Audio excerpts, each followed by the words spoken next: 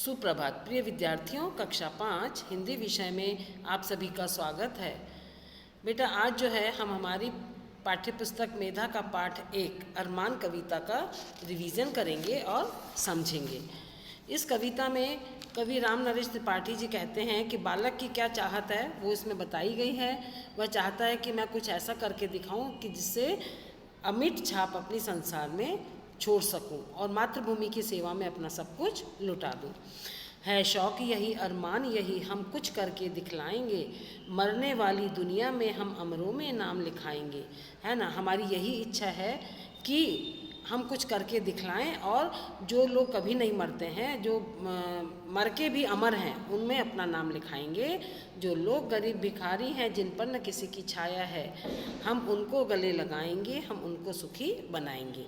जो लोग गरीब हैं, जिनको किसी की सहारा नहीं है, किसी की सहायता नहीं है, हम उनको गले लगाएंगे और उनको सुखी बनाएंगे।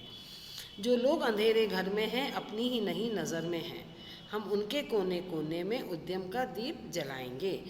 जो लोग अंधेरे में हैं, माने अपने आप को नहीं समझ पा रहे हैं कि वे क्या क्या नहीं कर सकते हैं और उनको खुद का ही नहीं पता है, हम उनके दिल में उत्साह जगाएंगे, मेहनत करने के लिए उनके अंदर लगन लगाएंगे।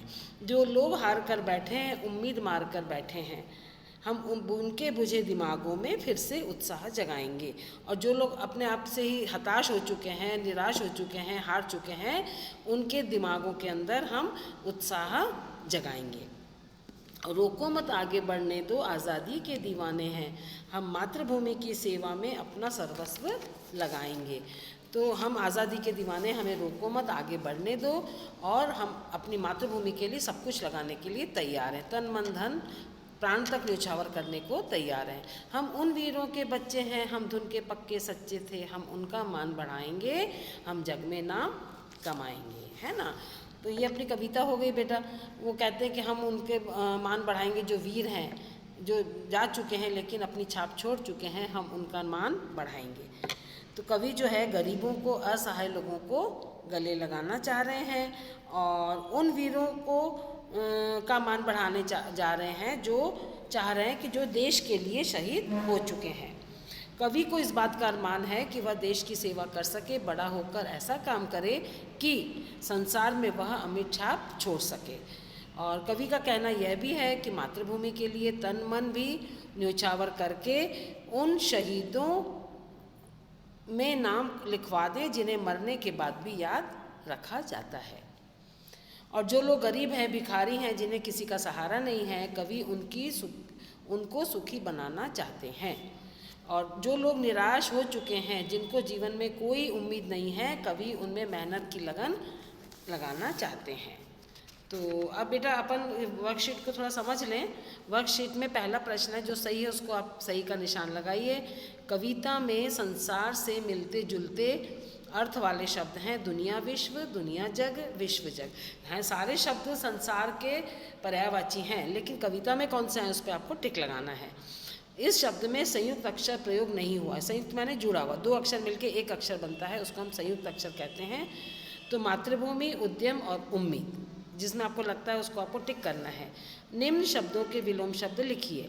गरीब, गरीब का विलोम, सुखी का विलोम, पक्के का विलोम और सच्चा का विलोम। रेखा खींचकर कविता की पंक्तियों के जोड़े बनाइए। तो ये आपको बनाना है बेटा कविता से देख करके।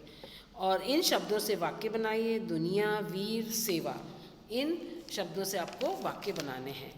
अब है बेटा प्रश्न 5, इसका क वाला है, कवि किनका मान बढ़ाना चाह रहे हैं। और उसके बाद है कवि किनको सुखी बनाना चाह रहे हैं। देश के प्रति लोगों का क्या कर्तव्य है होना चाहिए। एक अनुच्छेद लिखें, 5-7 नहीं तो 3-4 वाक्य में ही लिखें, आप लिख सकते हैं ना बेटा, हमें देश के प्रति हमारी क्या जिम्मेदारी है। उसके बाद पाठ 3 नहीं, आपको पाठ 2 याद करना बेटा। पाठ 2 आप याद करेंगे, है ना। और पाठ 2 आपको रिवीजन के लिए याद करना है। आज की कक्षा यहीं समाप्त होती है। धन्यवाद।